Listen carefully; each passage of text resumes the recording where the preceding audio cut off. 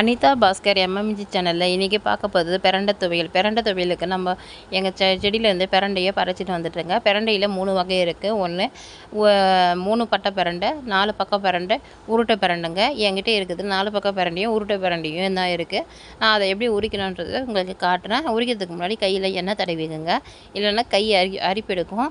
இல்லை பிரண்டை உரிக்கும் போது எப்பவுமே கையில் எண்ணெய் தடவிக்குங்க. 4 பக்கமும் இந்த மாதிரி நார்கள் பிரித்து சுத்தம் பண்ணி எடுத்துக்கினோம்னா, சுத்தம் பண்ணி எடுத்தோடனே நம்ம பிரண்டையை ரெடி பண்ணிட்டோம். அவரை கடாயில் எண்ணெய் வச்சு காஞ்ச மிளகாய் போட்டு உளுத்தம்பருப்பு போடுறோம். உளுத்தம்பருப்பு பொண்ணு நேரமாக வறந்து வரணும். இது மாதிரி கோல்டன் ப்ரௌன் ஆகிட்டோன்னே நம்ம வச்சுருக்க பிரண்டை, இஞ்சி, பூண்டு, கருவேப்பிலை, கொத்தமல்லி மொத்தத்தையும் போட்டு நல்லா செவந்து வர அளவுக்கு வதங்கலாம். முக்கால்வாசி வதங்கி வந்தோடனே புளியை போடணும்.